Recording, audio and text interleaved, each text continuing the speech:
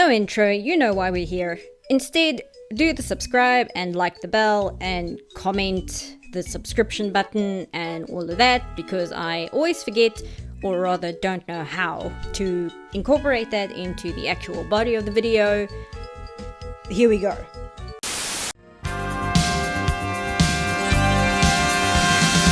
Hey, Poodle! Here she comes! Attaboy, Dopey. Killer, good and dead. Racism. That's weird. Are those feet? No, it's not. It's Peter. Where'd you get them? Father, when can I leave to be on my own? About 2 years later that I was almost broke.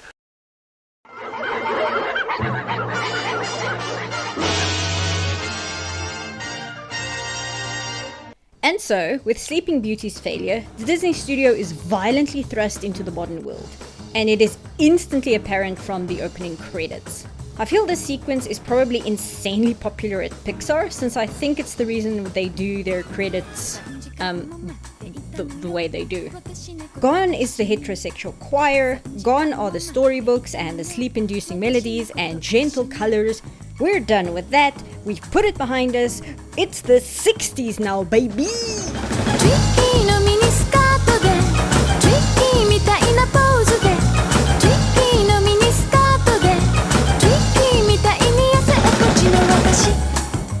Limitation breeds ingenuity, and every second of 101 Dalmatians is a practice of working smarter, not harder. The amount of money visibly shaved off of this movie is so clever for the most part, except for the parts where it's not.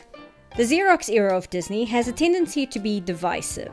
There are people who love this period of Disney, and only this period of Disney. Sylvain Chomat, I think is how you say it, designed the entirety of Triplets of Belleville around the Disney Xerox style.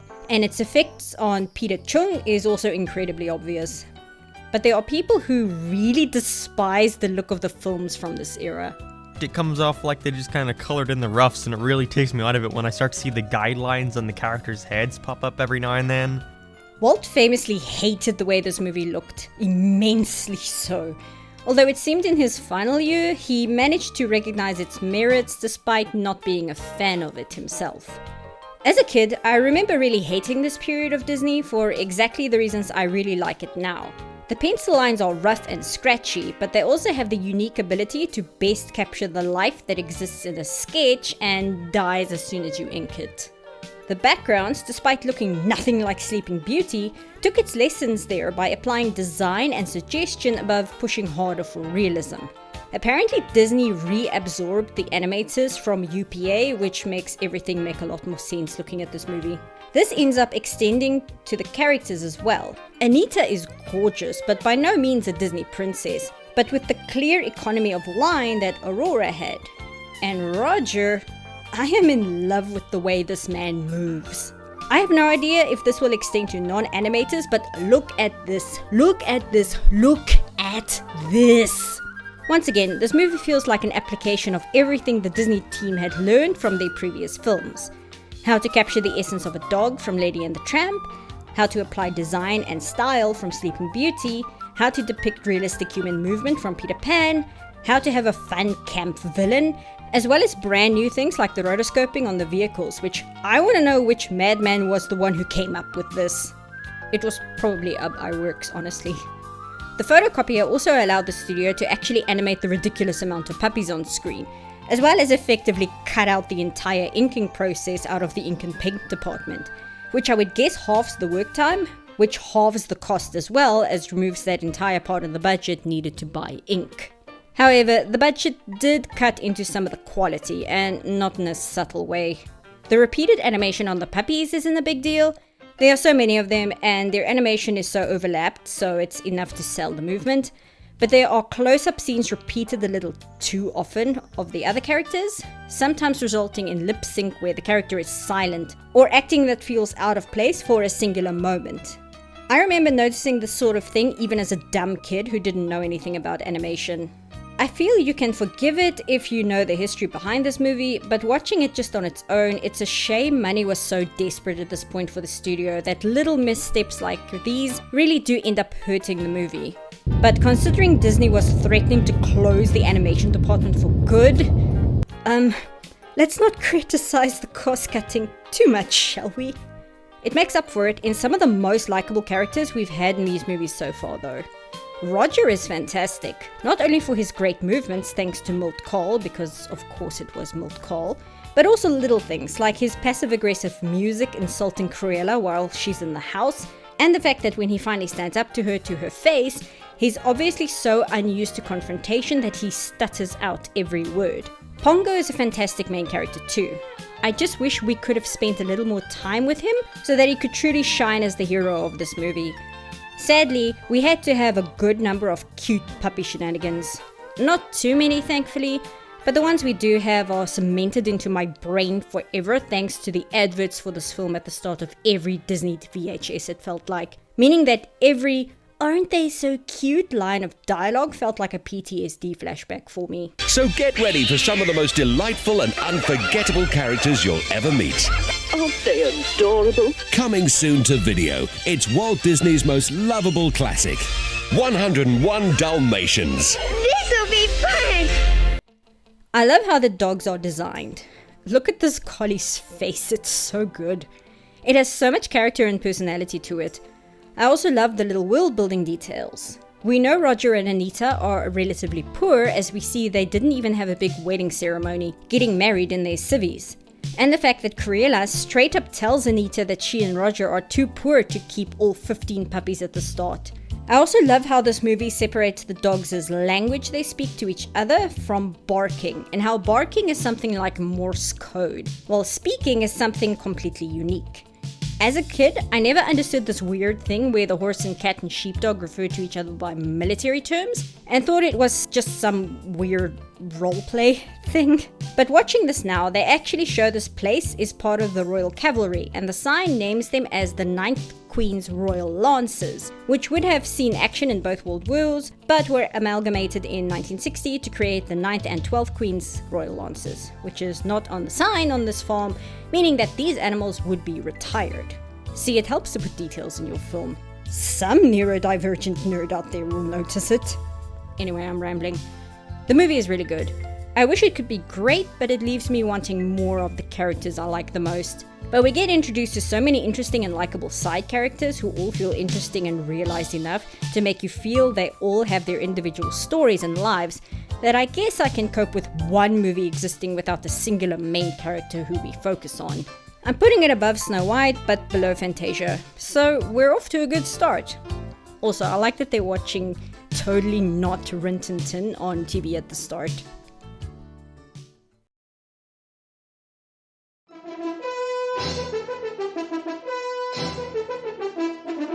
I once tweeted at the royal family if there was a precedent in case someone ever showed up at Buckingham Palace holding Excalibur and claiming to be Arthur, but they never got back to me.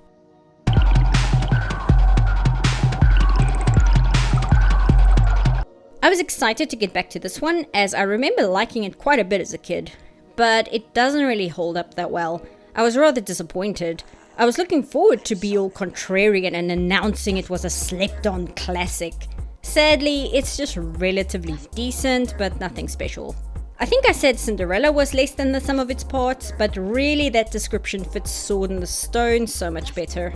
I like the individual pieces of this movie. I really like Mad Madam Mim a lot.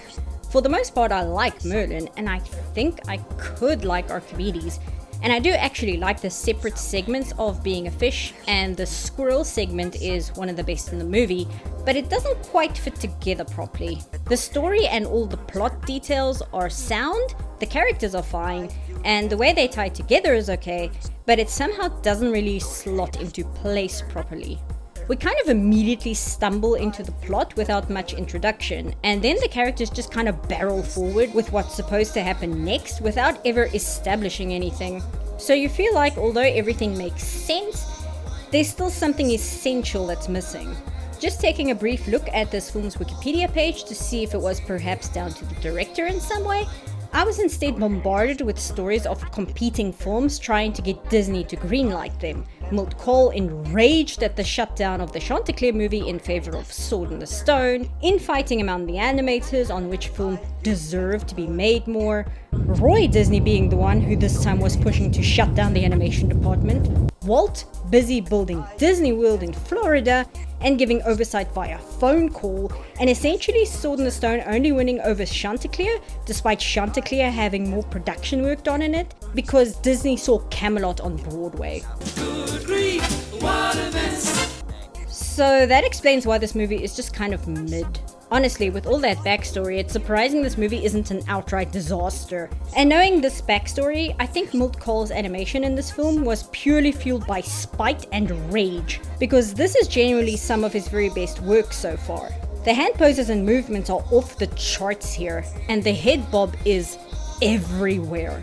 Which, by the way, in case you weren't aware, although it wasn't the only reason Cole liked animating the head bob, a major reason he did so much of the head bob was because it's flexing on the other animators.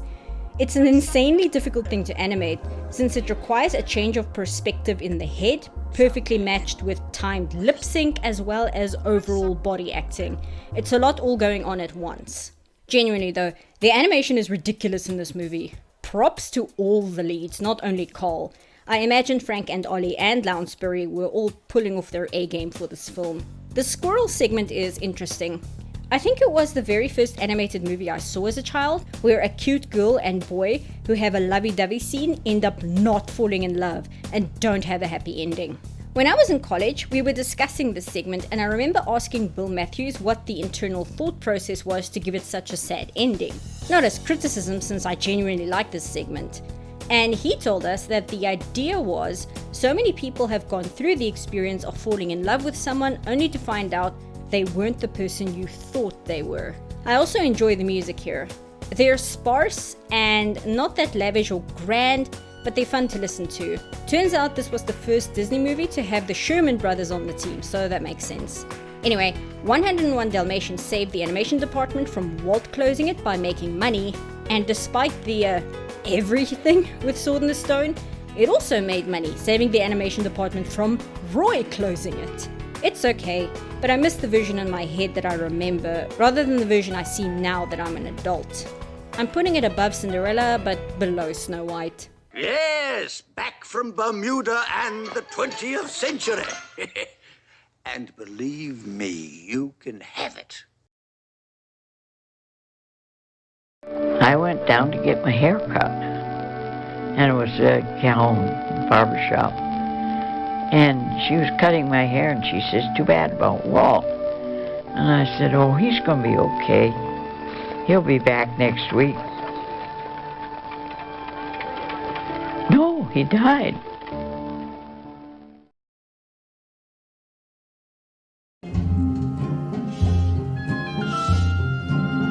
Why does Mowgli look like this in the modern promo art? Okay, so I didn't like The Jungle Book when I was a kid. I saw it a few times and I just never vibed with it. I remember being annoyed that it didn't have the timeless styled songs, in my opinion, as a 7-year-old, and had all this weird jazz stuff in it. I also remember not liking Mowgli and was annoyed that he wouldn't just listen, that Shere Khan was going to eat him if he didn't go to the man village. And I remember being confused as to why the vultures are like that. So I never bothered rewatching this movie until now, and I was wrong. I was wrong. I was wrong about this movie. It's very good. It's not even very good. It's great. It's the masterpiece classic everyone always says it is, and I was just too much of an idiot baby to get it before. I have been praising how masterful the animation is in the previous films, and I've kind of sabotaged myself because I have already laid the praises too high, and now that the animation in this film exists, I have no higher praise to go to for the way the animals and characters move. There is a naturalism to Mowgli's movements, and acting I genuinely forgot can be done in an animated movie. Animation in modern Disney tends to be very good, but it also tends to be very exaggerated. characters move and act in ways which are very fluid, with a large emphasis on squash and stretch, even in the facial expressions. Mowgli, on the other hand, captures a style of movement that isn't so realistic to be rotoscope, but isn't so far pushed to be cartoony. The Xerox also adds to this, giving every character a sense of life, whether displaying human movement, animal movement, human facial expressions, or a more animation style of acting. Also, please look at this exchange between Bagheera, animated by Carl, doing the head bob, and then Frank animating Baloo, making fun of him for it. But what pushes this movie above so many others I've covered is two characters. The first is Baloo. If Baloo was created in the 90s, he'd have been voiced by John Goodman.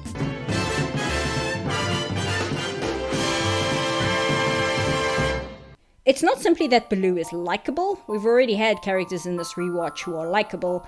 It's that Baloo has a way about his acting, voice performance, and dialogue that pushes him out of the formula every single Disney character has had so far, where he is suddenly more a real person than an actor filling a role in the plot. When he first shows up on the scene, and if you're able to see this movie with fresh eyes somehow without the knowledge of bare necessities, he comes on screen and your very first thought is, oh fuck, it's a goddamn bear.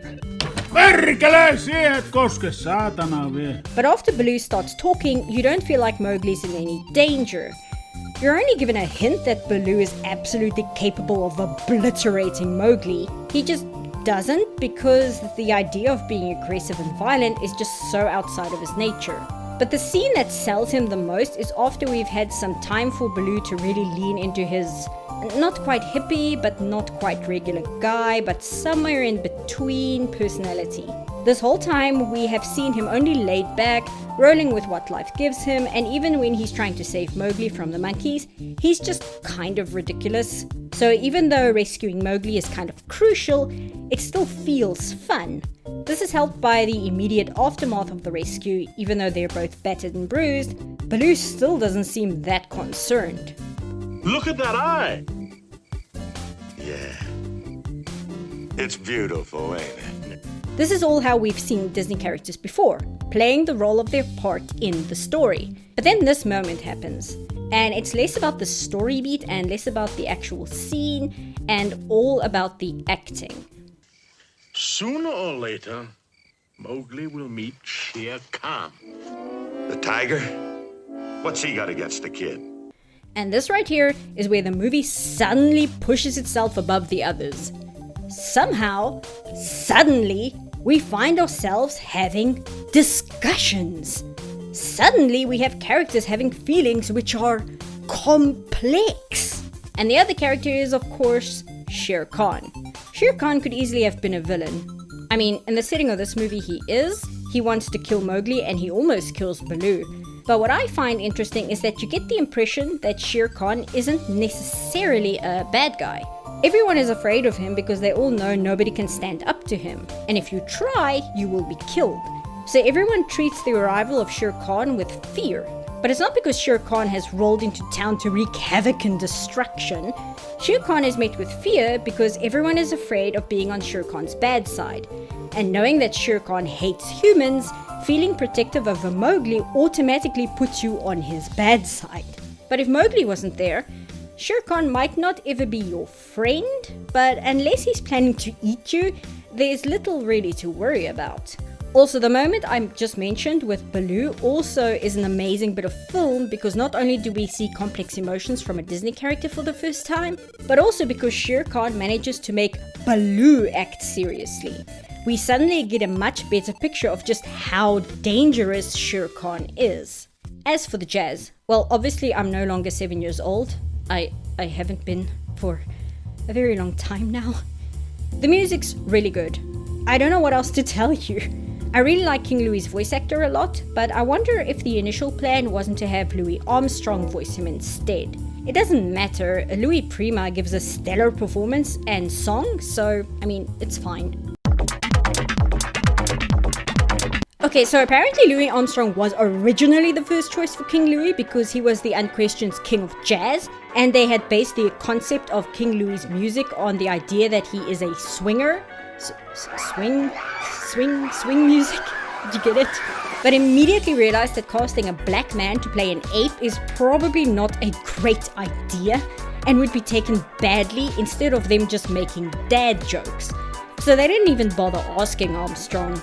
Considering people still like to put Jungle Book on lists of most racist Disney movies ever, to the point where Disney has a warning on Disney Plus, their concerns about being racially insensitive were well-founded.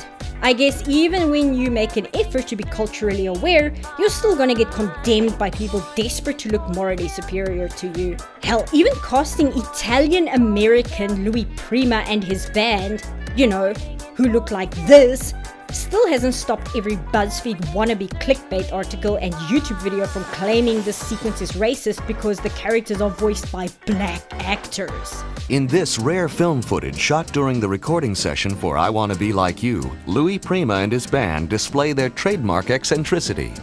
Everything you know is wrong. Black is white, up is down, and short is long. I love it when people invent hatred and injustice just so they can be outraged by it. How can we prove how progressive we are if we don't beat people down so that they can be victims? I love it. I love it. It's great. Yeah, it's great. I love it. Anyway, doing my best to move on. Originally, the vultures were going to be voiced by the Beatles, but John Lennon refused to be in animated films, which either aged badly or Yellow Submarine was already in production. But I remember this being a big sticking point for me. Now, this is entirely my own childish stupidity, but I was always like, why are the vultures these knockoff Beatles characters? Did you really just make them like this because the Beatles were popular and you wanted to be hip with pop culture? It completely throws off the vibe of this movie. And remember, I was already hostile to the music for not being Disney enough. I was a complicated 7-year-old. Anyway, I have always been confused by the vultures just randomly being British in this movie until I rewatched it and realized that most of the characters in this movie are British, and then realized that I had, somehow, managed to forget about the British Empire existing. I am left in the awkward position of not having valid criticisms for this movie anymore because all of my problems with it are invalid. Except one. So, found family is my big weakness. Big shocker, I know. Completely unheard of. So, rewatching this, I was hit by how strong the adoptive dad storyline is, something I never really caught onto before. And unintentionally adoptive dad stories are my bread and butter. And then this movie ends, and I remember that until I was about age 24, I hated female characters before I realized I don't hate female characters, I just hate bad writing. Mowgli and Baloo are united after Baloo is presumably killed by Shere Khan. Baloo has stepped a little beyond his Rolling Stone gathers no moss mentality and grown some semblance of responsibility over his new son. And then this bitch shows up and Mowgli goes, "Farewell, father," and wanders away from the people who had concurrently put their lives down for him and who he loves dearly because this bint flashed her eyes at him. What is loyalty and friendship, lol, am I right? I'm not even mad that Mowgli returns to the man village. That was an inevitability and a bittersweet ending I would be all over. But to have the reason he decides to go be that he caught sight of a relationship and abandons the people he cares about borderline ruins this movie a little bit. So, boo-hoo, it gets a 4 instead of 5 stars, I guess. Also, you know they knew they had a banger with Bare Necessities. You can just tell they were like, "Aw yeah, we got 'em, boys." Also, a tiny nitpick. I wish the score of this movie didn't have a generic American concept of jungle music.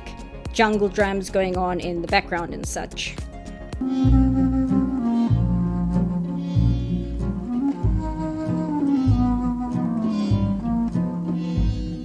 This is India. It's not the Congo. You could have gotten some banger traditional music in there or something.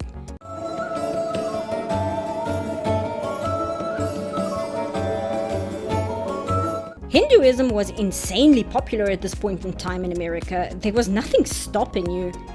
Also, this isn't Australia either. Many strange legends are told. Anyway, it's not important, just genuinely the most nitpick of all nitpicks. This goes at the top of the list, and I am more shocked than any of you to see that. I genuinely thought this one was going to be a slog. Honestly, no wonder they basically put Baloo in Robin Hood and invented an entire show just so Baloo can star in it.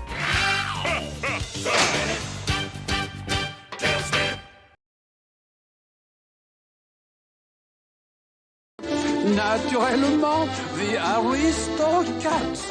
This is my mom's favorite Disney movie, so I'm gonna have to choose my words carefully. Be that as it may, this movie is kind of just okay.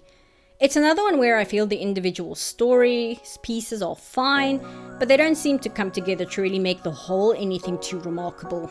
Bringing in Eva Gabor as a voice actress for Duchess was a stroke of genius, as her performance really does elevate the character and the movie as a whole by extent, even if she's just playing herself. Which, I mean, if you're Eva or Zsa Zsa Gabor, you don't really need to play anyone else, right? Why aren't you in color? Because we haven't got a color camera. Oh, that's sad. Thingwell is so much prettier. We've ordered them and we're waiting patiently. But some of the big folks in the business swiped them all. We have some new things. The fact that the Gabor sisters were real people and not some Hollywood invention of what a socialite is like is pretty wild to think about. Sometimes cliches exist for a reason. But the movie is fine. I didn't really get much out of it. I'm not overly into the kittens. I have a personal dislike for Marie specifically because she's been adopted by that whole weird spoiled pink rich bitch aesthetic, which is already kind of obnoxious. But she's also a big favorite on the DDLG blogs and Twitter pages, who I have a personal beef with because a few years ago they would always use my pony art and photos of my collection as part of their age play fetish, and frankly I didn't consent to that. It would be one thing if Marie was actually a likable character, but she's snotty and spoiled and is always the one kitten who manages to get in trouble and make things worse for everyone else. Toulouse and Berlioz don't really have enough personality for me to have an opinion about them other than rambunctious children. Personal vendettas aside for now, the how do I put it so this is understandable? The actual animation in this movie is very good. Not as good as Jungle Book, but it's still very masterful. But the cleanup is for some reason super sloppy on this one. I'm not one of those people who can tell at a glance which animator worked on which scene.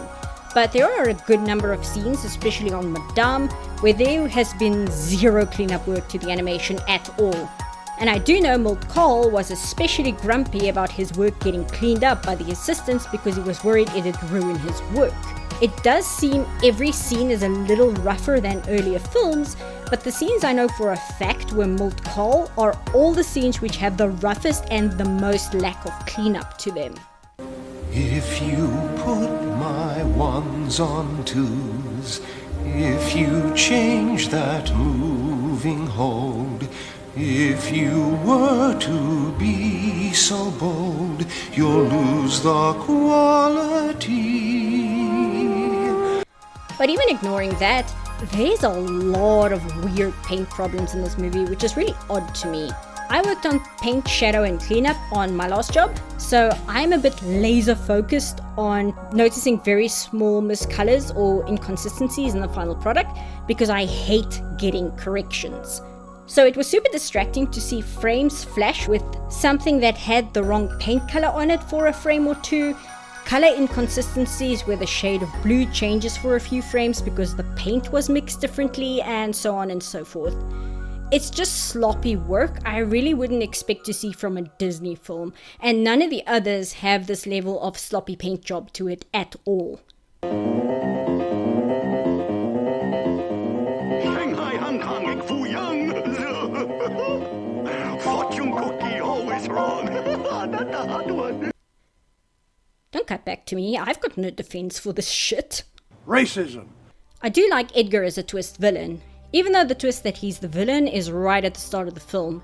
In modern Disney, where the twist villain is something they keep expecting us to be shocked by despite them doing it every other movie now, the twist villain is usually portrayed as one kind of personality with a way of acting, speaking and behaving, and when the twist is revealed, they become a completely different person entirely. And it's like, haha, I have been putting on an act to fool you. But this has the effect where you never have any time to actually get to know who the villain is as a character.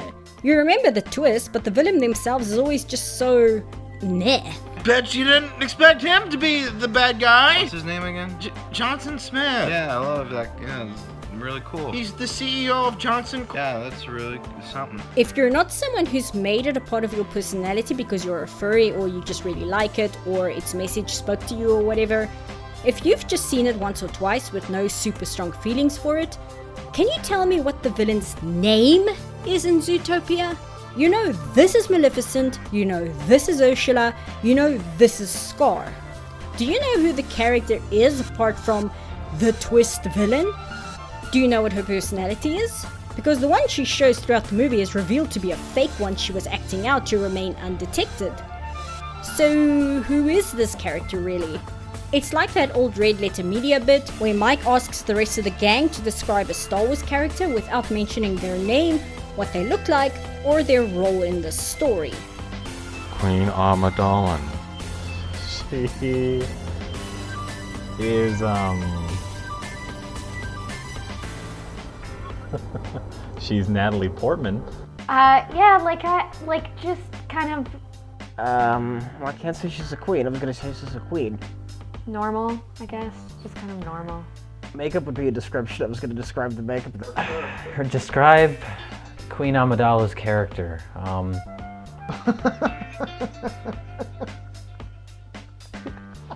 can't answer that, you know it. So, describe the villain of Zootopia without saying she's a sheep secretary or her goal is power. Describe Hans in Frozen without mentioning the fact that he tricked Anna or his goal is power. Now look at Edgar. We see him very briefly before he's revealed as the villain. He's a typical early 1900s stiff upper lip butler who is put upon but keeps up his decorum, making him extremely silly and honestly rather endearing. When we see him decide to get rid of the cats, it's not like he's secretly some other character when Madame isn't watching. He's exactly the same person he is as her butler. The only difference is, it turns out, he has the capacity to do horrible things in the name of money. It's honestly a lot more interesting and honestly scary to portray evil as not some lurking unseen force just wanting to catch you off your guard, but instead to show that people around you, exactly as they are capable of doing terrible things. And they don't even have to be someone they're not to do so. I think it's a problem we have as people in general. We're always told evil comes from the other. It's some devious, hidden, unseen darkness hiding away where you don't see it. And the people who do terrible things only do them as some horrible alter ego while they put up pretense as they interact with you when that's not who they really are. And don't get me wrong, I know this is actually true. I listened to the last podcast on the left. Believe me, I am well aware of the facade some people put up to hide their true selves. But we almost never see portrayed in media that sometimes the very people we know can consciously and purposefully do horrible things with the intent to hurt us. You don't have to be sinister or conniving or even that clever to be a bad person who does shitty things to others for your own gain. You can be a silly, doting butler and be an asshole at the same time. Anyway, this film is fine, I guess. It's not terrible, but I find it interesting that this movie came out 8 years after Gay Puri and not the other way around. I'm putting it below Victory Through Air Power, but above The Three Caballeros.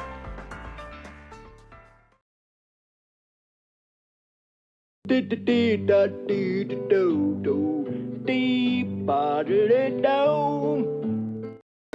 night is young and you're so beautiful. This one was a favorite growing up, and right off the bat, I'm very happy to say it holds up pretty well. This film is a little marred as far as Disney history goes, being the first film to have no input from Walt at all. I'm saying Walt because from here on, I'm going to start using the name Disney to refer to the company as a whole, and want to be clear when I'm talking about the man. I'm not like on a first name basis with him or anything. Walt had significant say on the production of Jungle Book, as he had with most films in the 60s, when his attention wasn't diverted by Disneyland and later Disney World, and the Aristo Cats had been given his stamp of approval on the bits and pieces he saw of its early production before his death. But Robin Hood was the first step taken without Walt, and in many ways the film suffers for it. Poor Ken Anderson.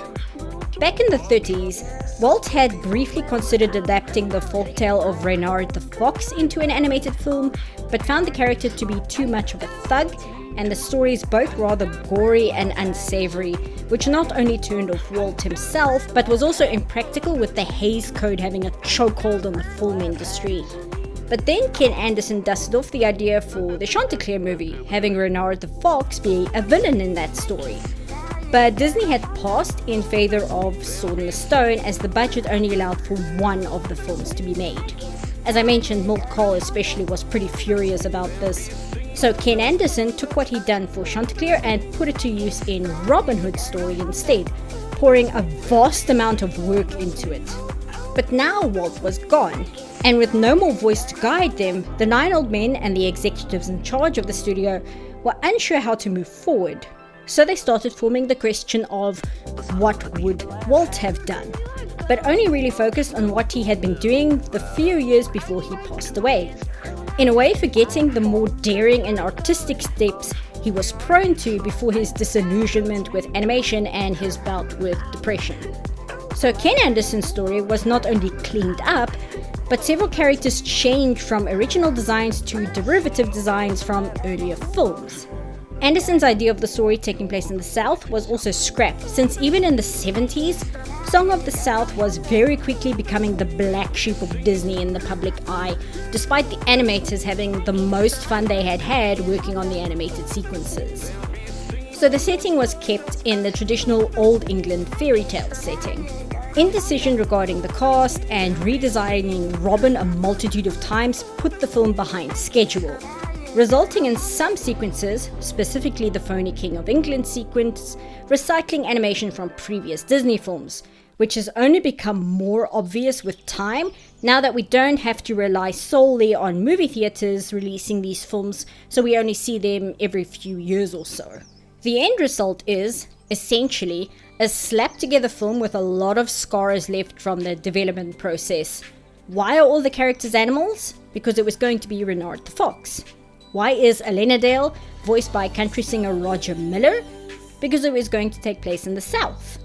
The same reason why some characters are voiced with British actors and others have a clear southern drawl to them. Why is Alenadale a rooster? Because Milt Kahl had learned how to draw and animate roosters for Chanticleer, and he'd be damned if he didn't get to show off how well he could draw a rooster. The film was also famously accused of being extremely safe, not doing anything too daring either artistically or in terms of story. Reportedly, when Ken Anderson saw an early cut of the film, he was reduced to tears by how much his work had been gentrified and made safer for audiences. Also, reportedly, none of the animators really enjoyed working on the movie, apart from Ollie, who animated King John, and Sir Hiss, who had a blast. Frank, on the other hand, didn't like working on it, and Milt Kahl was satisfied with the animation, but he questioned the story. Speaking of which, please look at my favorite expression in this movie from Ollie. However, I think the Disney artists overlooked something that this film has, which was rather lacking in most of the earlier golden age of Disney, and that was the writing and handling of characters had developed from broad stereotypical archetypes into more believable people who express themselves with more realism and complexity. Apparently, Robin is the character that women most admit to having had a crush on as children in terms of the Disney movies, which sounds weird and a little sus when you focus too hard on him being a fox. But really, is it that surprising? Robin is based heavily on Douglas Fairbanks and even more so on Errol Flynn's versions of Robin Hood. Dashing rogues who are witty and gentlemanly swordsmen who joke around in the face of serious danger, make fools out of the bad guys with wit and humor, but display a true romantic heart with the lady of their affection. And who was Robin's competition up until now for these women to have crushes on anyway? Prince Buckethead, who looks like this and only sings one song? Prince Charming, who I think has 2 lines of dialogue, Prince Philip, who almost has a personality if you squint, Peter Pan, no, he's a child, Arthur, no, wait, he's also a child, Roger, I guess. I mean, Roger's not bad, but he's literally the only other choice, unless you want to include Tramp, who, unlike Robin, is a literal dog.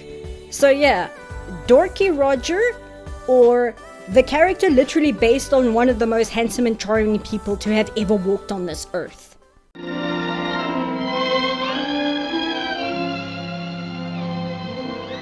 know you're very impudent. Me? You are. Well, gee whiz, guys. What a mystery. I couldn't tell you why women really liked this character in the Disney films. I guess we'll just never know. Seriously, why is Robin Hood the Fox such a hunk? How do they do it? But you see my point.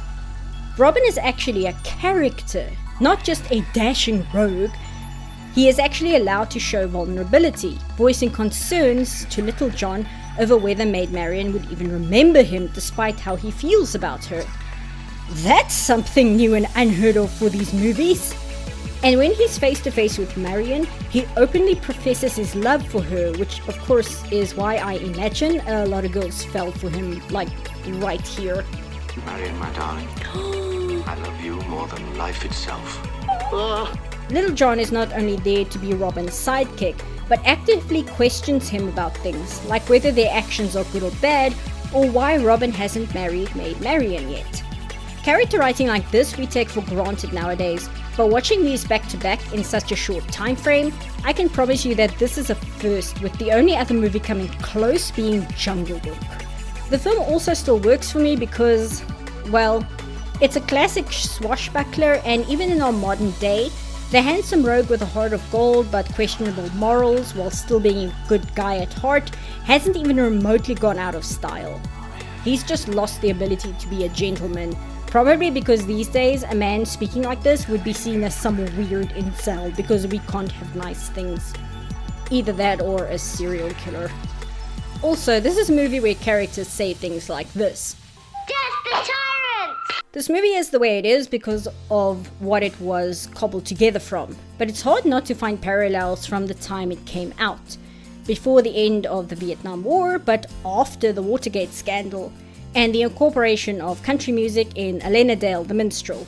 This was the 70s, when country music wasn't just about trucks and beer and white supremacy, but in actual fact was mostly about the oppressed and downtrodden people of America being exploited by the chokehold of capitalism, while also struggling to make some progress in social issues, both in terms of race as well as feminism.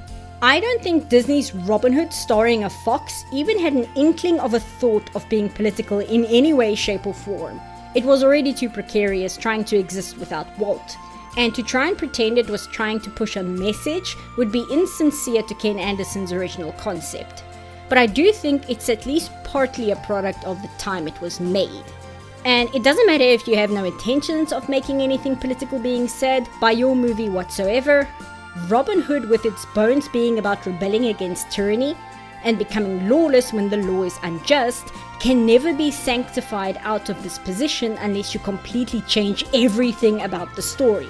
Or if you're Mel Brooks. It doesn't change the fact that in 2023 now, not 22 anymore, I am enjoying a Disney movie with lines like, Death the tyrant! Which features a bumbling, incompetent man in power who just grows nastier and deadlier the more he feels his control over the people slip. I do think Ken Anderson's original ending for the movie is far better than the ending the movie has. I'm not sure if this was due to the film being behind schedule or if it was because the executive and the 9 old men were reluctant to go this dark, but I find the cut ending where Robin is wounded, taken to Maid Marian in a church to be patched up, while Little John goes for help, only for King Richard to show up and stop Prince John in his final murder attempt, and then cutting to the wedding, tie up the movie's end far better than what we actually got. In the movie we got, Robin isn't hurt and just tells King John to get stuffed. The king has a tantrum and then whoops, King Richard showed up off screen, pardoned Robin, threw King John Sir Hiss and the sheriff into prison, and now Robin and Marion are getting married. You can feel the missing scene here.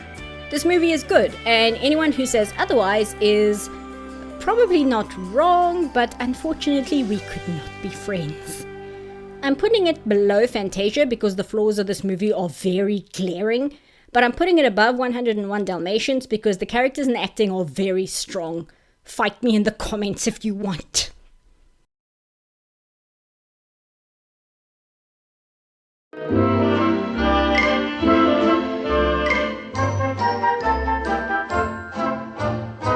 Ah yes, Disney's cash cow red sweater.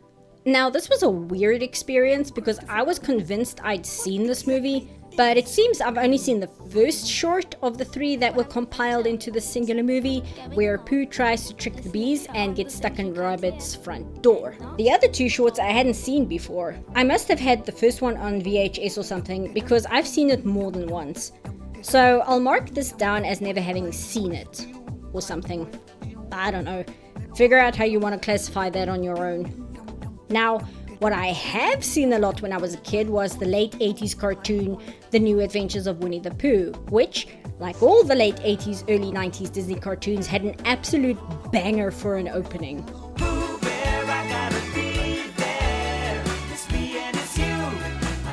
But having relatively okay memories of the cartoon, it's a little sad to see how much these characters have been absolutely flanderized. When I think about Disney's Winnie the Pooh as the franchise exists today, I picture, well, a franchise for babies. And I picture very one-dimensional characters who each have only one character trait, which has turned up to 11. Oh, dear, this is not the place for a small and frightfully fearful animal. And that's really sad when you watch this first, we'll call it a movie for simplicity's sake. I'm not sure how Disney decided the shorts should all incorporate the book itself as a location, but it was really clever, especially since it better sells the idea of having the narrator present throughout the whole thing and even interact with the characters. But not in the way we normally see with fourth wall breaks. Usually fourth wall breaks seem to exist only as a joke, whereas here it's just a charming detail. Also, having the narrator present throughout the whole thing means the movie can fully bank on quoting a lot of Milne's writing directly. The end result is something which I struggle to call witty, because these days the word witty is mostly used for whatever the fuck Marvel is doing. Does he look like a spider? No, more like a man. Climbs walls, shoots webs. Yeah, bingo. Out of his butt? Comedy. But Milne's understated clever writing being used directly means it gives the movie a sort of like meditative layer to it, which I think is lost in most other versions of Disney's. In other Disney stories, the characters act the way characters normally act in Disney stuff. They drive the story forward based on how they react to situations and each other, which means there is a narrative that develops and leads to a conclusion. But sticking so close to Milne's writing means that in this movie, the characters just kind of are. Look, there's been an entire book written on Milne's Winnie the Pooh. It's probably gonna be better at explaining it than me. But hopefully you understand what I mean. There are events that happen to the characters, some of which even kind of follow plot structure, like Pooh getting stuck, but they're not really concerned with these characters developing through a lived experience. They exist as they are, and whether whatever happens to them as it does, and simply experience it until it's over.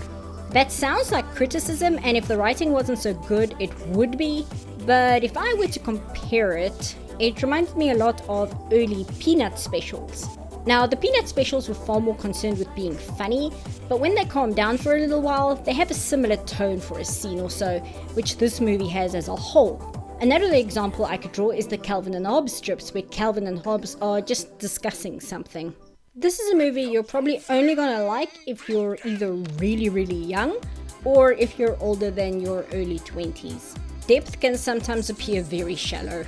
Something else that newer versions of these characters lost was how the original really nailed down the way a stuffed teddy bear with joint limbs move. Pooh can bend his knees and elbows, but for the most part, the animators have him move his limbs at the joints instead. scene where he falls out of the tree is extremely well done and looks like a stuffed bear falling down the stairs or something. Newer versions of this character have made him a lot more pliable in how he's posed and how he moves, which is a shame. Rabbit has also been turned into an old man in a rabbit fursuit compared to the more rabbit-like movements he has here. I'm also convinced in the first short he's actually meant to be white and was turned to be more yellow in the following shorts. Not sure why they didn't make him brown like the books. Also, I like this early design for Piglet at the start. I also really like Christopher Robin's animation in the first section, and I was rather proud of myself for being able to spot a scene clearly done by Don Bluth. Also, I forgot how much I adore Disney's version of Tigger. But really, are any of you shocked? Wow, sea puffing printed on the hyperactive character who has a tendency to annoy several of the others, but is overall positive and upbeat. What a shock, I know. One nitpick I have is that the first story's voice for Christopher Robin is a bit distracting as a small American boy trying his very best to do a British accent. Don't make this kid do that, man. He's already trying to act at age 7 or whatever. Don't make him do accents too. This movie's good. I'm stuck on where to rank it, however, because so far I've been ranking the movies that have wowed me a lot higher in the list, with exceptions of Robin Hood because the characters were stronger than the movies before it. But I genuinely think Winnie the Pooh is better than Robin Hood, but it's so chill, I can't really say it wowed me because it had no intention of doing so. I'm probably overthinking it. Okay, I'm putting it above Lady and the Tramp, but below Sleeping Beauty. Yeah, I know. I guess I've just learned to appreciate chill more as I've gotten older.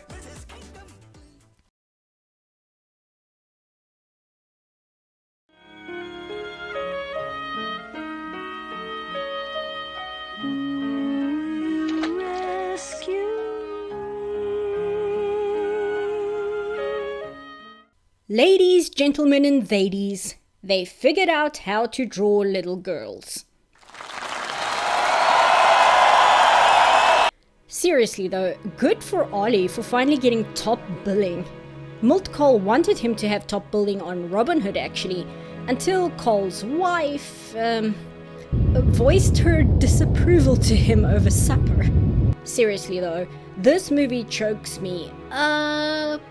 Michelle Stacy, you know, this little girl, No, thank you. I take it back. Like my man. is painfully sincere as Penny, a lonely little 6-year-old girl who we first see on screen after she had a bad adoption day at the orphanage where she lives. I know we're 20 years later, but remember what I said about Alice's voice acting? Just so I can better prove my point, which I've already proven, I just want you guys to feel the difference and why Penny manages to genuinely break my heart whenever she's on screen. I suppose it's good advice to stay where you are until someone finds you. But who'd ever think to look for me here? Julie, please let someone find my bottle. There's a message in it. Because running away isn't working. Amen. However, the movie also manages to show Penny as more than just a sympathy sponge, which ends up with me getting genuinely emotional for her. This is a balance I think a lot, and I mean a lot, of people who make things, both as fan and even professional projects, don't get. If you have a character whose entire existence is just to be cute, sad, and pathetic so your audience will feel bad for them, I am automatically going to be hostile to the character because I don't feel like what I'm watching is sincere. What I feel like I'm watching is emotional manipulation by the filmmakers, and I tend to not respond well to someone deliberately trying to manipulate how I feel. Penny, however, is given a lot of emotions throughout this film. We see her get angry at the alligators who drag her home after she tries to escape, showing she has no fear of these animals that could eat her without needing to chew. We see her happy and cheerful in the way real little kids behave. We see her be very brave as she throughout the film projects her emotions onto her teddy bear, who she then consoles and takes care of in a way that is tragically realistic. Did you hear that, Teddy? I thought it worked. Which means when the movie does hit you with Penny's feelings getting hurt, Adopted. What makes you think anyone would want a homely little girl like you? It hits you very hard. The other reason this film makes me choked up is kind of meta, but also not, because it actually does reflect in the film itself. This is, for all intents and purposes, the final goodbye to the old Disney. This is Milt Kahle's last movie. Lounsbury had a heart attack and died before the film was completed. Frank and Ollie stayed on as supervising animators for Fox and the Hound, but did very little animation on it, making Rescuers their last film as animation directors. Ken Anderson would do some work on Pete's Dragon, but apart from story sketches for Little Nemo, this was his last film on story. This was also Wolfgang Reitherman's last job as director.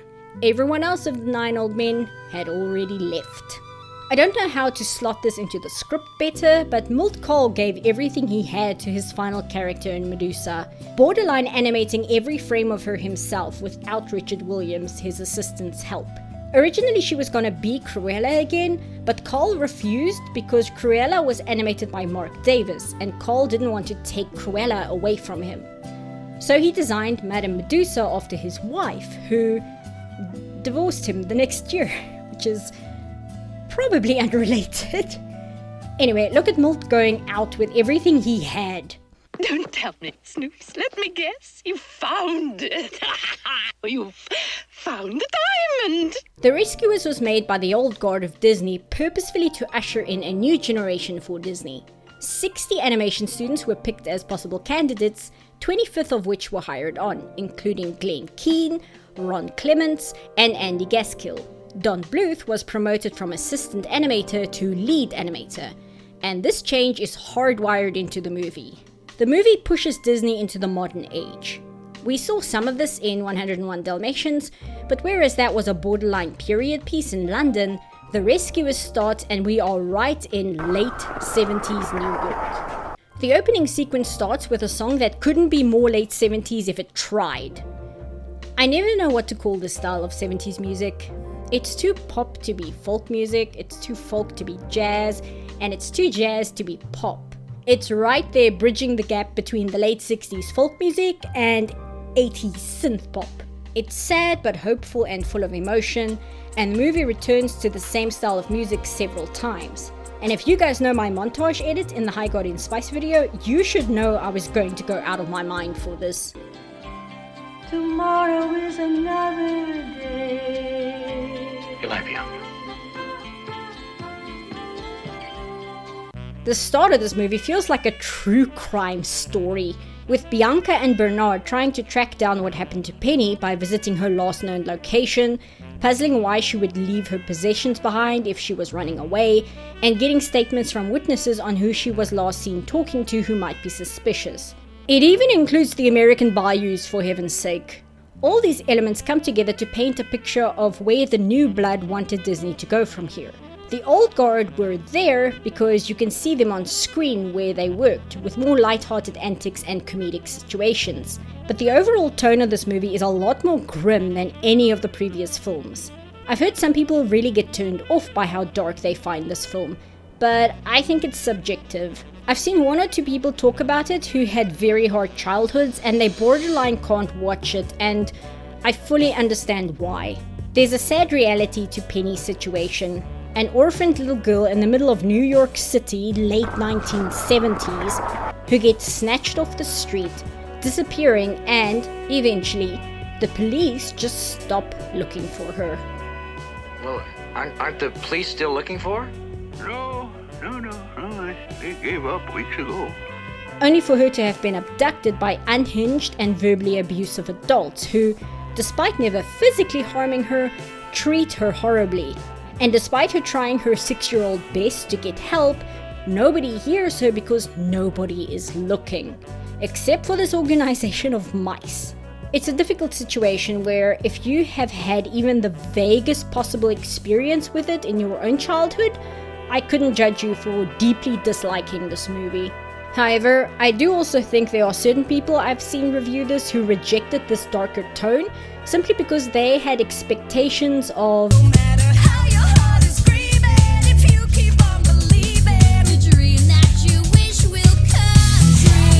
and didn't know how to handle it when they got something drastically different in tone. I also really like the handling of Bernard and Bianca. Having Bianca once again voiced by Eva Gabor, also essentially playing herself. The beautiful, clearly rich ambassador who has a taste for the finer things in life, but who is the one who is far more daring, courageous and eager for adventure than her male partner, who is literally just some guy, a janitor who she happened to take a fancy to. Having a rich socialite be the adventurous one and her male partner be the cautious, uncertain one is a fantastic shake-up to the usual dynamic you'd see in these type of characters, and I really like it. This movie is very good. And in a way, a small window into a different Disney we might have gotten if things had developed differently in the 80s. The movie was an absolute smash hit, outperforming fucking Star Wars in France and becoming the biggest box office hit in Western Germany to date. It was also praised as being Disney's best overall film since Mary Poppins. This movie is very good, and there really isn't anything like it in the entirety of Disney's catalogue. I understand that for many people it hits a little close to home or reminds them of grim realities they'd rather not think about when going to watch a Disney movie, but I'm fortunate enough to have distance from the subject matter and the ability to compartmentalize how horrible real life can be. I'm putting this above Winnie the Pooh, but below Sleeping Beauty.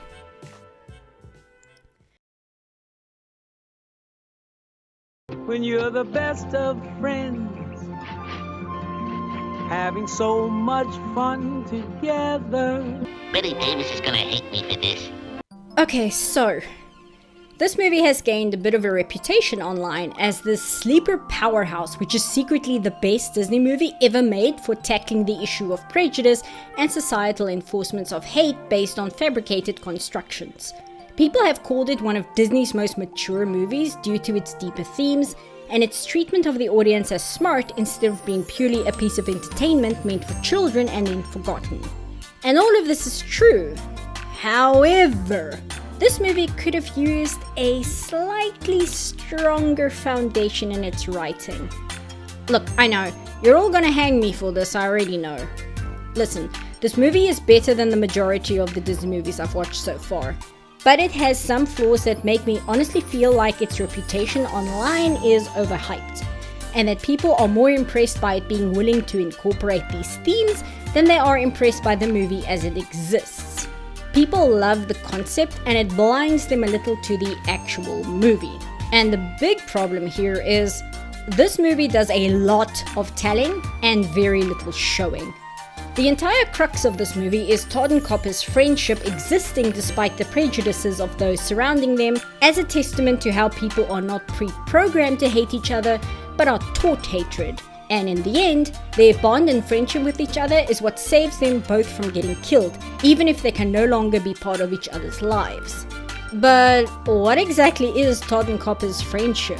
They ran into each other and, being the only kids around, they play with each other when they first meet, like that nostalgia core image. We see them meet up a second time and it's implied they have been meeting up and playing with each other every day. I think. I hope. Otherwise, if this is just the next day, that just kind of pokes even more holes in this story. But giving the movie the benefit of the doubt, we have to fill the hole ourselves as to how long they have actually been friends, because the movie doesn't make it very clear. So we see them play for a second time, and they also just kind of tumble around and then declare they're best friends forever. Fine, whatever, they're like 3 years old by human standards. The next day, Todd comes to find Copper when he doesn't show up, gets in trouble with Amos the hunter shooting at him, and the very next day after that, the widow keeps him locked indoors, and they see through the window that Amos and the dogs are going on a hunting trip. And that's it. That is the entire foundation for everything else that this movie builds its credo on. Todd saying he thinks Copper will still be his best friend while he's a little kid is one thing, but after an entire time skip where Todd is now an adult, he is willing to put his life in danger to go see Copper despite now being aware of how dangerous this is to see if they're still friends. And like, we saw them play together on screen twice. Nothing else was shown, and we have to simply decide for ourselves how long we think they've been friends because the movie doesn't show us. And the friendship we do see is just cute kids playing together twice. It's not like this is Stand By Me or something where the children come to form a deeper bond with each other by actually interacting over the course of 2 days. They just kinda play, and that's it. The movie tells us Todd and Copper are incredibly close friends, enough so that Todd is willing to go into danger simply to see Copper again, and for Copper to let Todd go and go against his training as a hunting dog. Now, I can kind of see Copper not wanting his buddy from when they were kids getting killed, sure, but the movie tells us this is some deep bond they have when it hasn't really been shown to us. Then Chief runs after Todd. They run along the train tracks and a train hits Chief and nearly kills him. And then Copper completely renounces all friendship with Todd and vows vengeance upon him? Why? Todd wasn't the one driving the train, my dude. Todd didn't willingly lead Chief into the path of the train. Todd wasn't even the one who initiated combat here. But this deep bond the movie tells us these characters have is now thrown out the window to the point that Copper now hates Todd so much he's thirsting for blood. Originally, Chief was actually supposed to die here, but I kind of agree with the decision one of the higher-ups made to keep him alive because killing him off was too morbid, and I always feel that killing off a character is something you should do when there is nothing more you can do with that character. But if you can tell better stories with that character still around, why kill him off just for shock value? But it does cause this big story problem here. Why is Copper this hellbent on vengeance? Hell, why is Amos this hellbent on vengeance that he's willing to drive however many kilometers to a nature reserve, break its rules to go into it to hunt, just to get this one specific fox who his dog happened to be chasing when he got injured? By the way, Ron Clements, who was an animator and was on story for this film, agrees with me. And he's even reported as stating that Chief has to die, or what follows doesn't make any sense. But he got overruled by the CEO, who didn't want them to kill off a major character in a Disney movie, saying that they had never done that before and they're not gonna start now. But the story this movie shows us is a rather poor version of these events. A puppy and the baby fox play with each other for a few days, then the puppy goes away for such a long time both the fox and puppy grow up. The now adult fox decides to put himself in danger of the hunter to find out if he and the puppy he played with as a kid is still his friend. This results in the hunter and his other dog chasing the fox. The other dog ends up getting hurt by a passing train. The puppy swears vengeance on the fox. Then he and the hunter decide they will do everything they can to kill this fox after the widow takes him away so the fox won't bother them anymore. But they track him down to kill him anyway and are so obsessed with killing him, they even tell the injured dog they want to avenge to stop being dramatic about his injury and... But you did this for what? Why not? Why? Why not? Why though? It's revenge. What do you mean? Revenge. And then you're like, I understand the logic of the story you're trying to tell here. The execution though. Your story pieces are all there and in place, but you really needed to give this a few more writing passes to strengthen both the story as it plays out, as well as the larger themes you are trying to communicate. See, Puff, Copper is so hell-bent on killing Todd because of the hatred he's been conditioned to. Okay, but if that's the case, then why right before he swears vengeance does it show him go against this hunting training to let Todd go? You can't have both extremes be true at once, movie. This is also not really helped by the fact that Todd doesn't really have much of a personality. Copper has some personality, but Todd is just kind of there, I guess. He never really does anything that makes me understand who he is as an individual. Sometimes he does fox things, but that's about it. Honestly, I was far more interested in the story that was shown in the film, which was Chief struggling with the fact that Copper has been bought as Chief's replacement, as he's becoming an older dog, and Chief having to struggle with the reality of time not being on his side, but also that Copper is just genuinely a better tracker than he is, and how this impacts Chief, as it's clear Amos really cares about him as a dog, but he can't be the hunting dog Amos needs him to be forever.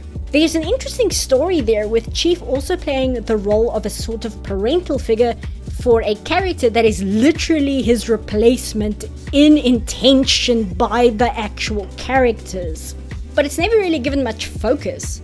I just found it more compelling because it was something I could actually watch develop on screen rather than a story concept being described to me without me seeing most of it. I don't know, maybe my expectations were too high. If this movie was earlier on in the ranking, I'd probably give it a lot more credit. But it's just sort of better than just okay, but very obviously a learning experience for the new artists. The animation is good, but it's just that. It's good.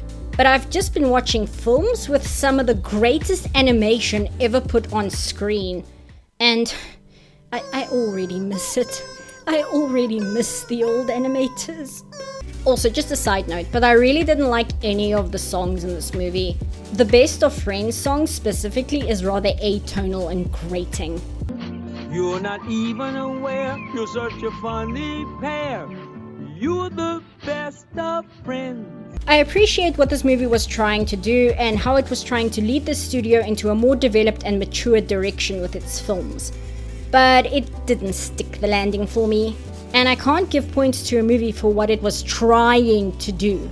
I applaud films for what they managed to actually do, not for what they were attempting.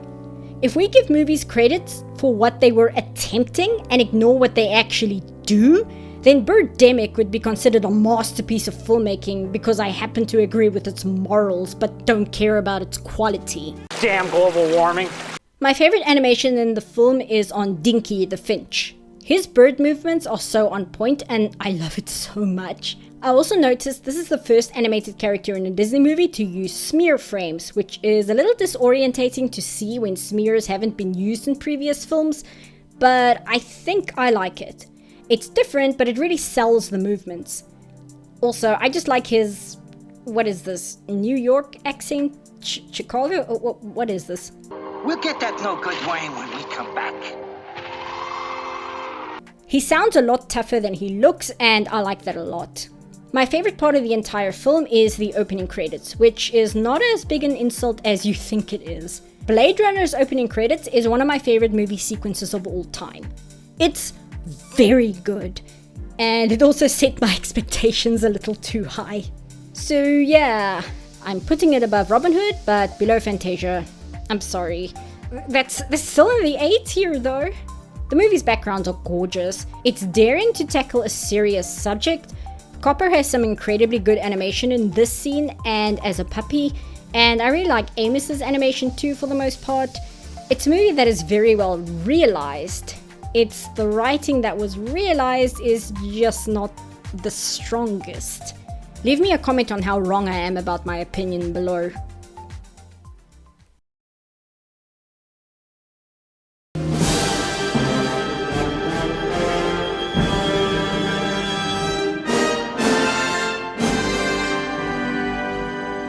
Let me show you an artistic interpretation of what the development of Fox and the Hound was like. This is a disgrace. It was not good. Don Bluth literally quit Disney directly because of the production of Fox and the Hound. I know the common understanding is Bluth felt he wanted Disney to tell the kinds of stories it used to back in the day with a more mature and developed sense to its stories, which he went on to do himself. So this was true, but also Bluth, Gary Goldman, and John Pomeroy and 13 other of the new animators brought in to inherit the Disney legacy resigned, and Bluth and these other animators asked not to receive screen credits for Fox and the Hound, which is why Don Bluth's name is nowhere on the film despite him being a directing animator for it. Fox and the Hound made a good amount of money, but its reviews were less than stellar, many criticizing it for its weaker story, being rather old-fashioned in how saccharine it was, and Sheila Benson of the Los Angeles Times said the film was, quote, protecting us from important stuff, from rage, from pain, from loss. But these lies, done for our own good, of course, also limit the growth that is possible. The Black Cauldron had pre-production done for it before Fox and the Hound and was initially planned to release before it, but the crew was struggling. They had deeply conflicting opinions on the story of the film, split between the young talent and the older management. They were trying to adapt a book series with well over 30 characters, and a large amount of pre-production was done, then put on hold, then brought back out, then hated by several of the now new staff, then redone, then thrown out again. Then Milt Cole was asked to do some character concepts to try and bring some focus to the film. Milt delivered some character concepts but remarked that these were the kinds of characters who he would find good to animate, but voiced doubt on whether the new animators could handle them yet. Milt Cole also said he was better at designing characters based on the visual development team's art, something he was not given here, and had to pull these visual designs with no artistic support. But because he was Milt Cole, his designs were used wholesale and, surprise surprise, the animators struggled with them.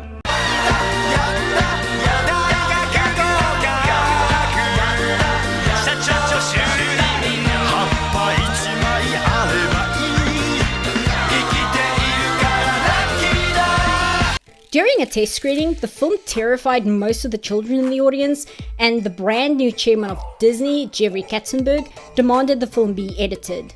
However, Katzenberg was asking severe edits to sequences that had already not only been animated, but inked, painted, and had backgrounds drawn for. We are talking about fully produced scenes and months of work. You edit animated films in the storyboard phase, or at the latest, the pencil test. When the animators objected, Katzenberg edited the film himself until Eisner came and told him to stop. This is one version of the story, but according to the animators themselves in the book Walt's People, Katzenberg was shown an early screening of the movie and demanded 10 minutes of the film be removed to make it under 80 minutes long. He didn't care which 10 minutes, as long as it was 10. The animators tried to edit out unimportant scenes, but Katzenberg repeatedly told them to keep editing until they were forced to remove 12 whole minutes. The extra 2 minutes added to try and keep continuity with what remained. This decision by Katzenberg was described by the animators as a power move to enforce himself as the new big shot in charge. They want to project an image of confidence and charisma, and that's why betas in disguise look and act like caricatures. They exaggerate alpha characteristics because they're desperate to be respected.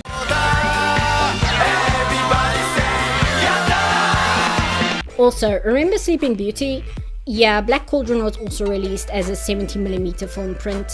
This movie cost $44 million to make, the most expensive movie that Disney Studios had ever done, and during its initial theater run, it made $21 million.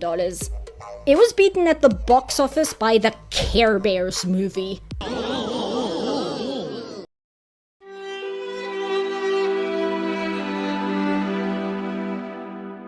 This movie is excruciating to sit through. If I had to describe it in 3 words, I would call this movie awkward, annoying, and unfocused. Watching this was a miserable experience that was so aggravating, it genuinely had my skin crawl at certain parts. Usually when something is bad, I can sit here and pretend I know what I'm talking about by thinking of better ways to solve the problem, but the only solution I can give to the problems in this movie is to say, stop sucking and do it better. And the thing is, this movie is bad for reasons that have little to nothing to do with the fact that it was hacked to pieces before release. Almost every single scene feels like it drags on for too long. Every action is drawn out to such an extent you are eventually screaming at the screen for the characters to just get on with it. I don't know if this is a problem with the voice acting, the voice director, the sound mixer, or the scene director, but genuinely every line of dialogue is painful in this movie. Not because of the writing of the dialogue, but because of how the sequence feels. The only character who feels well acted is the Horned King. And surprise, it's because he's voiced by John Hurt, who's actually a good actor. Everyone else apart from maybe... what's this character called again? Fluder. Everyone else has the same acting talent as me when I try and deliver a line where I'm yelling and expressing an extreme emotion, but I'm not a good actor, so I do this awkward, restrained kind of yell acting. That's everyone in this movie, especially the main character Taran. No! Don't jump! Wait! No! No! This means that every single scene has the exact same emotional tone, with the action scenes having no more tension or urgency to them than when Taran is whining about something or having a pity party. The tone never changes. It's all exactly the same. And then you add to the fact that there are weird pauses. A character says too many sentences, which contributes nothing to moving the story along. The sound mixing is such that the dialogue and music have no harmony, and oftentimes the music seems completely disjointed from the action in a scene, while also not having anything going for it other than generic movie score. Except for the parts where it sounds a lot like Ghostbusters, but worse. Or the part where it plays what I think is supposed to be the movie's theme, except it's painful to listen to.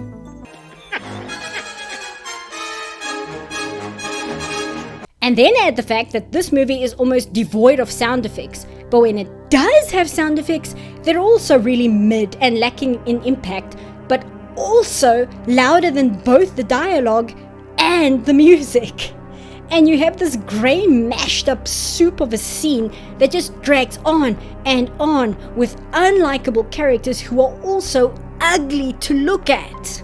What is this? What is this?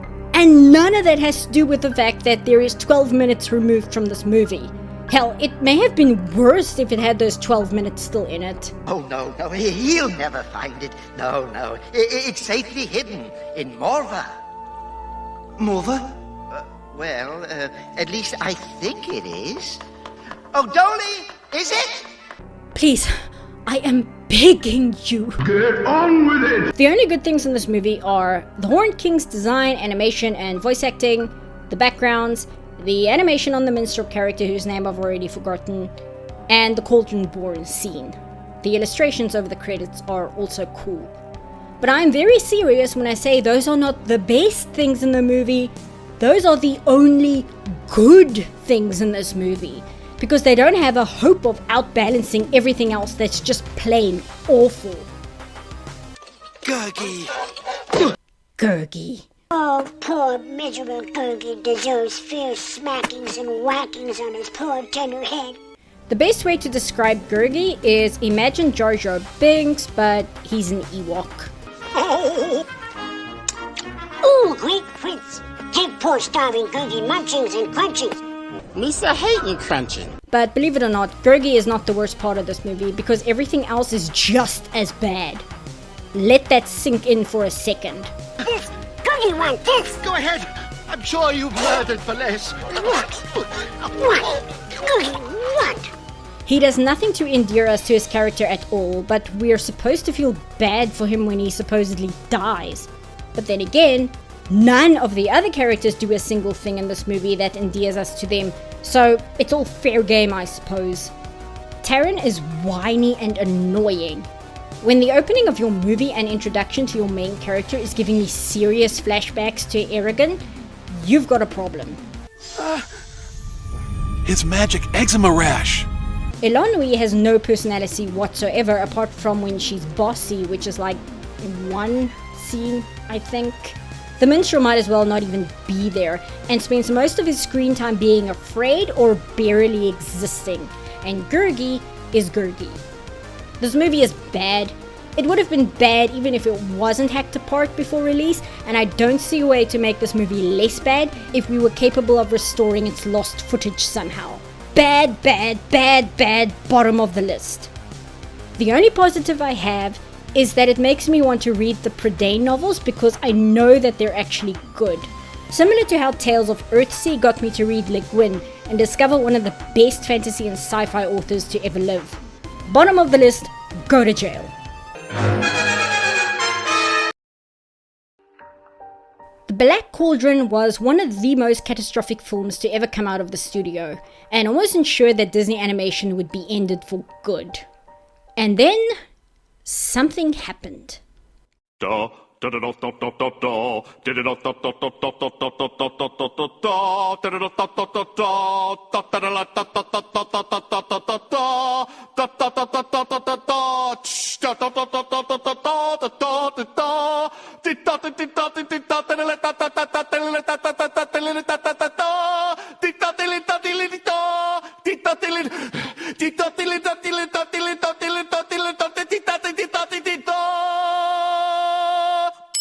Hello, I'm Michael Eisner. Hello, hello, hello, hello, hello, hello, hello, hello, hello,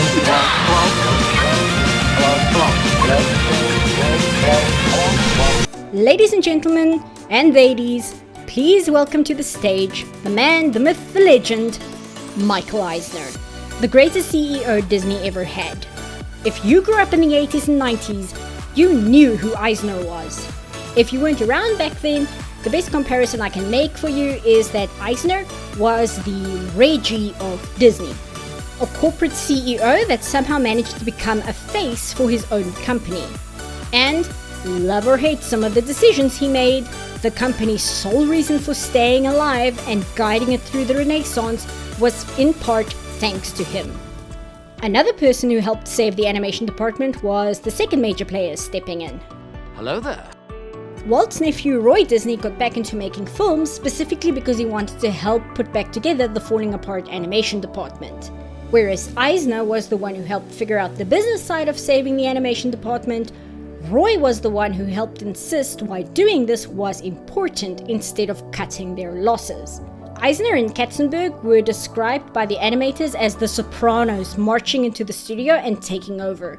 But it was only with the team up of Roy and Eisner together that the animation department recovered at all, despite Katzenberg's best efforts to kill it. Katzenberg is a nasty little man, fueled by spite with a desire to dominate the people he's in charge of. And if it wasn't for Roy Disney being brought on, he and Eisner would probably have burned Disney's animation department to the ground. Also, not relevant, but Katzenberg was also the leading guy behind Sopa and Pippa, so yeah, fuck this guy. Anyway, getting back on topic.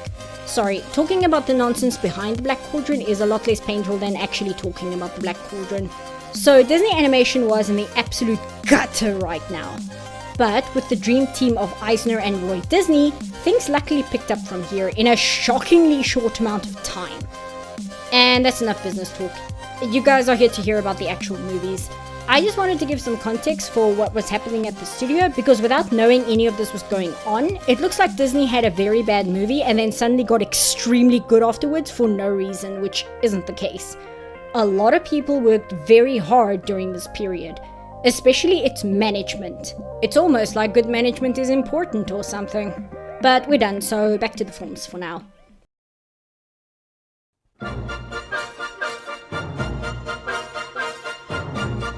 The Great Mouse Detective feels like a higher-end, straight-to-DVD movie. A lot of the shot compositions are rather flat, and it has a similar sound mixing issue as The Black Cauldron. Basil, look out! The difference is, the voice acting is actually good, the characters are actually likable, and the plot moves at a rather brisk pace, and the movie is actually fun to watch. Who would have thought that I'd be perfectly fine forgiving a budget movie for being a budget movie if it was actually enjoyable? Rather than follow the direction of the previous generation of Disney movies, The Great Mouse Detective goes for a much more cartoony style of animation. And, since none of the characters are human, it manages to sell the movement a lot better, giving the animators the opportunity to really push the poses, expressions, and overall movement of the characters. This movie isn't trying to be realistic, it's trying to be fun. Basil is a great character. Super arrogant, but with the competence to back it up, extremely ADHD, and rather melodramatic. Dawson is a good balance as the relatively calm, old, stuffy British type. Olivia could easily have been overdoing it with how cute the filmmakers were trying to make her, but somehow the simple decision to give her a Scottish accent manages to have her dodge the level of manufactured adorableness that triggers people's cuteness aggression. And then you have Rattigan, and this character is everything in this movie. I don't think Disney has ever had a villain who is more gleefully evil than Rattigan. Ursula, Jafar, and Scar all have motivations of power that pushes them to be evil. But Rattigan is evil for no reason other than he fucking loves it. I know a popular joke about this movie is that Rattigan and Basil are actually bitter exes who used to date, But although I fully understand why people like this headcanon, I think it's a lot funnier that this movie had absolutely no intention of having any gay subtext, but Vincent Price's raw bisexual energy was just too much to be contained and it overwhelmed the entire movie because it was just too powerful. That's just really funny to me. Rattigan is everything that Vincent Price loved about playing hammy over-the-top evildoers, and it is wonderful and I love it. And Rattigan alone elevates this movie above just being passable into genuinely a really fun time. Also, this movie has a brief scene where we hear Sherlock Holmes speaking off screen and they cast Basil Rathbone as a cameo, and that is far too delightful, and whoever made the decision, you were right and you deserve a medal. This movie is not the best Disney movie, it's probably not even a great Disney movie, but it's everything I like about the late 80s and early 90s Disney TV cartoons. It's not trying to adapt a sprawling fantasy epic, it's just trying to have a good time. That was its goal and it hit that goal perfectly. Sometimes the Disney movie is just you, a pompous dandy, and his bisexual subtext. This movie is going above Fox and the Hound, but below Fantasia.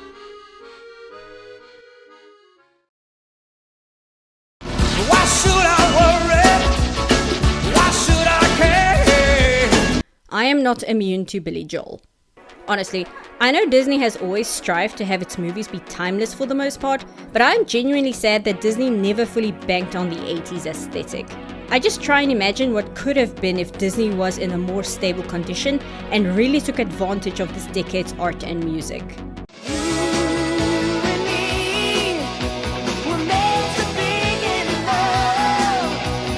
This movie does come close though. The backgrounds, especially the first half, are so heavily stylized and obviously inspired by New York street art and artists, and illustrations found in the New Yorker magazine. However, although the background art doesn't exactly change, it loses this obvious influence as the movie goes on. Probably because we start spending more time in Jenny's house, and then the very dark warehouse, and Fagin's house, meaning we don't really see the majority of New York like we did in the beginning. The music has its problems too, starting with not only 3 very strong songs with Once Upon a Time in New York City, Why Should I Worry, and Streets of Gold, but also a stylized score with strong bass lines and synths.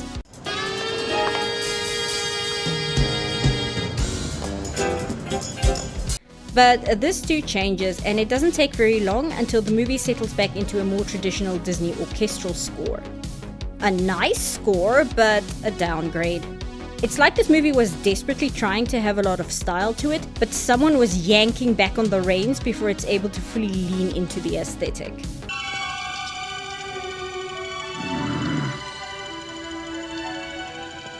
It's nice, but like, you can absolutely make 80s music that has some emotional depth to it, even without a lead singer. There are some great examples of synth music that can pull an emotional tone.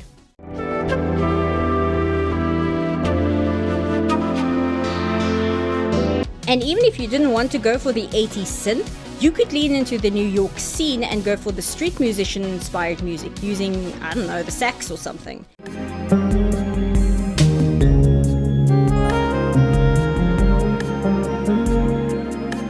It just seems like a glaring wasted opportunity. See, Puff, you're spending an awful lot of time on the look and sound of this movie. Yeah, well, that's because the story isn't really that captivating. It's fine, but I question the idea behind adapting Charles Dickens' Oliver Twist into a movie like this. Not that Oliver Twist has never been adapted into a film, and not that you can't take a thick-ass story and use its skeleton to build something new. Later Disney took a story famous for being melancholic tragedy, where literally every character except one dies, and spun it into one of their most beloved movies ever.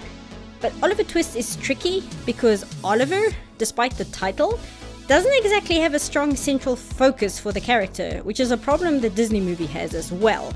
The plot is fine, but Oliver is more a vehicle to keep events moving than a main character. And although most of the characters in this movie are really fun and enjoyable, none of them manage to do the legwork to get the main character focused, or even build an interesting ensemble cast like you would have in Final Fantasy VI, for instance, which also doesn't have a central main character. But that's far more interesting because the ensemble cast as they work together and on their own, keeps you invested in the story, whereas in Oliver, none of these characters really have enough to pull that off. This movie isn't strong enough for the rest of the film to fill in the empty space of a main character, basically is what I'm saying. I do like the characters we have though. I really like Tito, and I really like that they often pair him up with Francis, the stuffy British actor, who you find out is super into classical Shakespearean acting, and also he's the con man who acts out being hit by a car as a distraction, which is a job he takes really seriously from an acting standpoint. That's really funny! Then you team him up with this hyperactive little gremlin where they clash horribly as far as personalities go, but also seem to be the two best friends in the group. That is also really funny. Honestly, this movie has a lot of really funny dialogue in it overall. I even brought this to get him back. Oh, you brought a piggy bank. That's all I have. That's awful. Dodger is pretty good, but he really doesn't do much on screen for you to get attached to his personality. Rita is okay. She's kind of just the girl, if you know what I mean. That's about it. She's not supposed to be Nancy or anything, she's just a rando part of the gang. Einstein could honestly have been written out of the movie and you wouldn't even notice. I had genuinely forgotten he existed until I read the script just here. I don't know why Sykes doesn't have human bodyguards or gang members.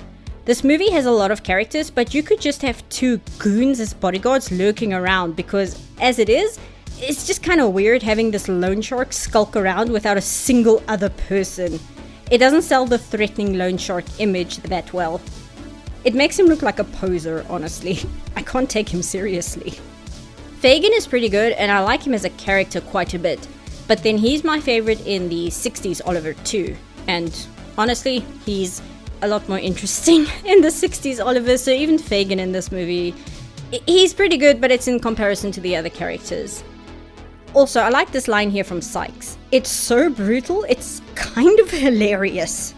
What do you mean? You start with the knuckles. Ah, Fagin!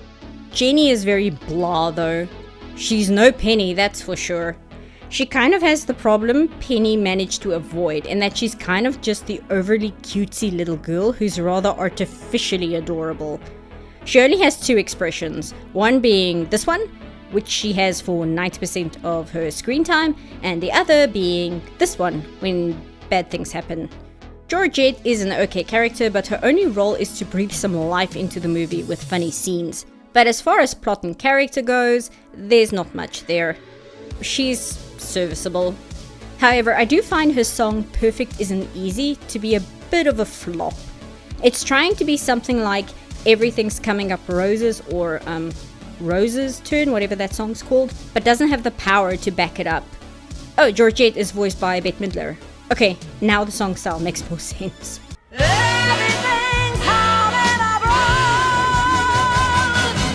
Although this movie came out before Bette Midler was in the musical Gypsy. What is going on? Although the song is kind of a dud, it does have one absolutely killer line in it. I have your hearts and you have my pity. I have your hearts and you have my pity. Holy shit. 10 out of 10, 10 out of 10, 100 out of 100. This movie is an improvement on Mouse Detective in every way as far as visuals and animation goes. Sometimes the animation gets a little too unstructured, which I think is Chipmunk Adventure hangover, especially on Georgette's song. But it looks like with this movie, the new Disney artists have found the direction they want to go into for their own signature style. Rather than trying to copy the masters before them, they can find their own voice, and it frees up their art rather than trying to simply copy someone else's, which is automatically restrictive. The compositions and art direction actually feels cinematic again, and the subtle use of CG works really well without being intrusive or even really that noticeable. For the last pre-Renaissance movie, it's not bad. Even if I hate the way they drew Oliver, why are his paws so big? He looks like a lynx. It's weird. I'm putting this movie below Fantasia, but above Great Mouse Detective. And that's it for part 2.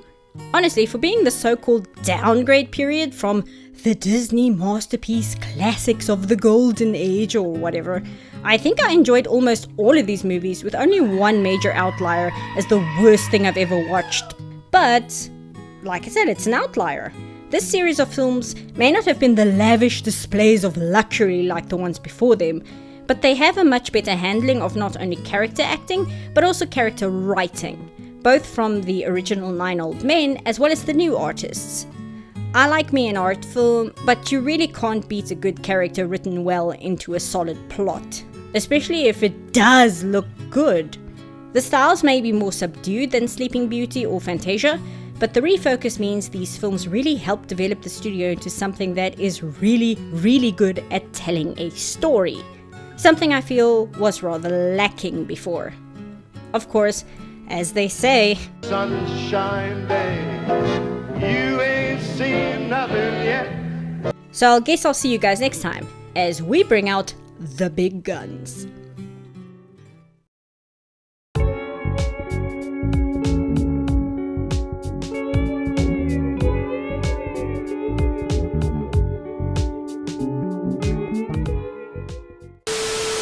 By creative masters and marked by a renewed appreciation of classical art, literature, and philosophy. A period when old values became linked with new discovery. This was the Renaissance.